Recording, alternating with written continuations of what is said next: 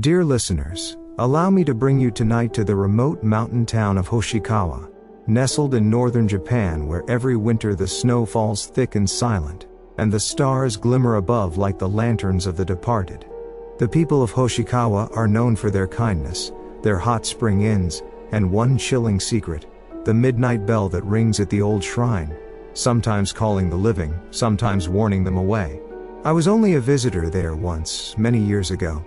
I remember the biting cold, the scent of wood smoke, and how the locals always hurried home before midnight. There was an unspoken rule: after the last train, no one walked the forest paths, and no one ever went near the Hoshikawa shrine after dark. But of course, every legend waits for someone to doubt it. And that winter, a university student named Haruka did just that.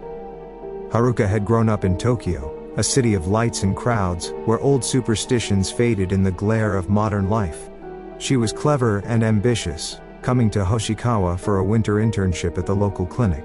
She laughed off village warnings, even when her host, an elderly woman named Oba-san, insisted, "If you hear the bell, cover your ears and do not follow. Those who follow never return the same."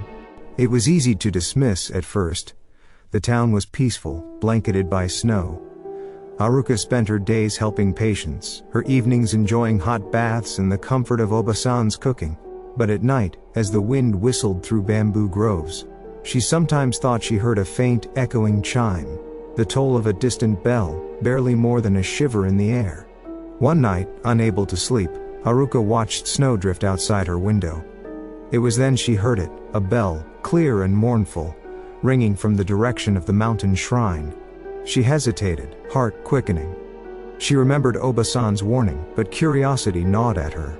She wrapped herself in a thick coat, pulled on boots and slipped outside. The cold bit her cheeks, the air full of snowflakes that glittered like falling stars. The bell tolled again, louder now, pulling her up the path toward the woods. The village was silent, all houses dark. Only the footprints she left in the fresh snow marked her passage. She followed the sound, winding deeper into the trees. The shrine appeared before her, small, ancient, half buried by snow. Its torii gate was crooked, hung with shimenawa ropes, and beside it stood a bell, black with age, hanging from a wooden beam. But Haruka was not alone. In the pale light she saw a woman standing by the bell, dressed in a faded white kimono. Her long hair spilled down her back, wet with snow, and her bare feet left no prints in the drifts. The woman's face was hidden, but her voice was clear, a whisper that seemed to echo inside Haruka's mind. "Why have you come?" Haruka swallowed. "I heard the bell. I just wanted to see." The woman lifted her head. Her face was beautiful, but her eyes were empty, reflecting only darkness. "Once, I waited here every night, ringing this bell for my beloved to return from war. He never did. Now, I ring it for the lost and the lonely, so they will not be alone." A gust of wind rattled the shrine, and suddenly Haruka felt the chill deep in her bones. The woman stepped closer. "Do you feel lonely, child? Shall I ring the bell for you?" Haruka stepped back, heart pounding. "No, I'm not lonely.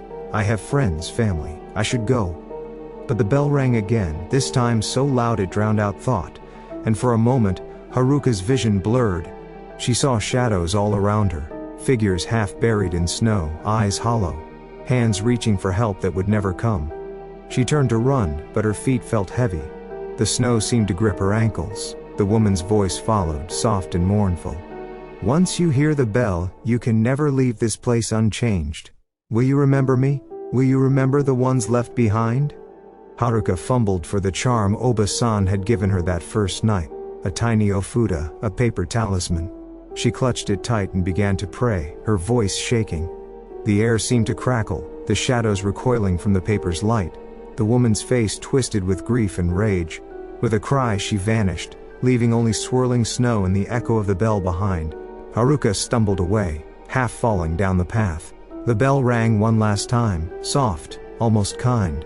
She reached the edge of the village just as dawn painted the sky with pink and gold. Breathless she looked back. The shrine was gone, lost in the mists of morning. When Haruka told her story, the villagers listened in silence. Oba-san wept and placed new offerings at the shrine. "That spirit waits for what she lost," she told Haruka gently. "Sometimes, all she wants is to be remembered." Haruka finished her internship and left Hoshikawa, but she carried the sound of the bell with her.